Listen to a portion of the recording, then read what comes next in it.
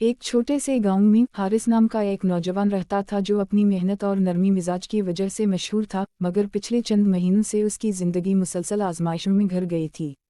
ایک طرف کاروبار مسلسل خسارہ میں جا رہا تھا، دوسری طرف والد کی طبیعت خراب رہتی تھی، اور اوپر سے گھر میں آئے دن بے چینی اور لڑائیاں بڑھتی جا رہی تھیں۔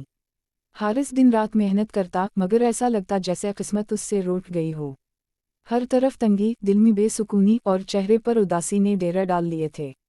ایک رات جب وہ سخت تھکاوٹ، غم اور بے بسی میں ڈوبا مسجد کے ایک کونے میں بیٹھا ہوا تھا تو اس کے پاس گاؤں کے ایک بزرگ مولانا سلیمان آئے۔ وہ ہمیشہ لوگوں کے دکھ سنتے اور انہیں اللہ کی طرف رجوع کرنے کی تلقین کرتے۔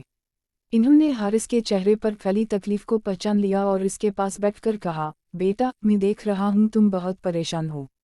حارث کی آنکھوں میں نمی بھر آئی اور اس نے آہستہ سے کہا، مولانا صاحب، حالات سدھرنے کا نام ہی نہیں لے رہے۔ میں نے ہر کوشش کی، ہر در پر گیا، مگر دل کو سکون نہیں ملتا اور مصیبتیں کم ہونے کے بجائے بڑھتی جا رہی ہیں۔ مولانا سلیمان نے پیار سے اس کا ہاتھ تھاما اور بولے، میرے بچے، نبی کریم صلی اللہ علیہ وسلم کا ایک ایسا عمل ہے جو انہوں نے ہر پریشان حال مسلمان کو سکھایا، ایک ایسا عمل جو دل کو بھی سکون دیتا ہے، رزق میں بھی برکت لاتا ہے اور مصیبتوں کے بادل بھی اللہ کے حکم سے چھٹ جاتے ہیں۔ حارث نے حیرانی سے پوچھا، کون سا عمل مولانا صاحب؟ بزرگ نے مسکرا کر کہا، استغفار، سچے دل سے ایستغفر اللہ کہنا۔ نبی صلی اللہ علیہ وسلم نے فرمایا ہے کہ جو شخص کثرت سے استغفار کرتا ہے، اللہ ہر غم سے نکلنے کا راستہ بنا دیتا ہے، ہر تنگی میں آسانی پیدا کرتا ہے اور ایسے رزق کے دروازے کھول دیتا ہے جن کا اس نے کبھی تصور بھی نہیں کیا ہوتا۔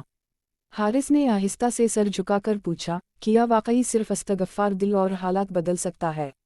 مولانا نے جواب دیا، ہاں بیٹا، بشرطی کا دل سے ہو، امید کے ساتھ ہو اور مستقل کیا جائے۔ اللہ سے رابطہ مضبوط ہو جاتا ہے اور جب اللہ قریب ہوتا ہے تو مشکل دور ہونا شروع ہو جاتی ہے۔ اس رات حارث جب گھر پہنچا تو دل میں ایک عجیب سا سکون تھا۔ اس نے جائے نماز بچھائی، لمبے سجدے میں گیا اور پہلی بار دل کی پوری ٹوٹ پھوٹ کے ساتھ استغفار کیا۔ یا اللہ، جو غلطیاں مجھ سے ہوئیں مجھے معاف کر دے، مجھے آسانی عطا فرما۔ اس کی آنکھوں سے آنسو بہہ رہے تھے اور دل ایک عجیب سی ہلکی پن محسوس کر رہا تھا۔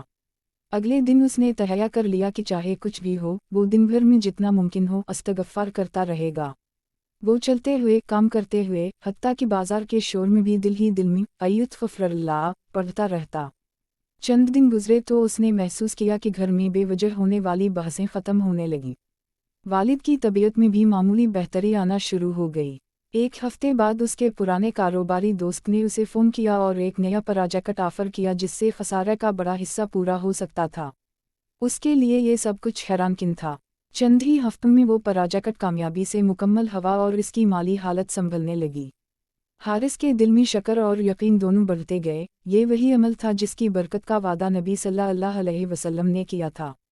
ایک ماہ بعد جب وہ دوبارہ مسجد میں مولانا سلیمان سے ملا تو اس کے چہرے پر سکون اور روشنی صاف نظر آ رہی تھی۔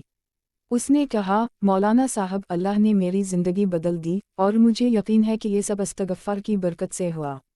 بزرگ نے مسکرا کر جواب دیا، بیٹا، جب بندہ اللہ سے معافی مانگتا ہے تو درحقیقت وہ اپنے رب کے دروازے پر دستک دیتا ہے، اور جو لوگ اللہ کے دروازے پر کھڑے رہتے ہیں ان کے لیے کبھی محرومی نہیں ہوتی۔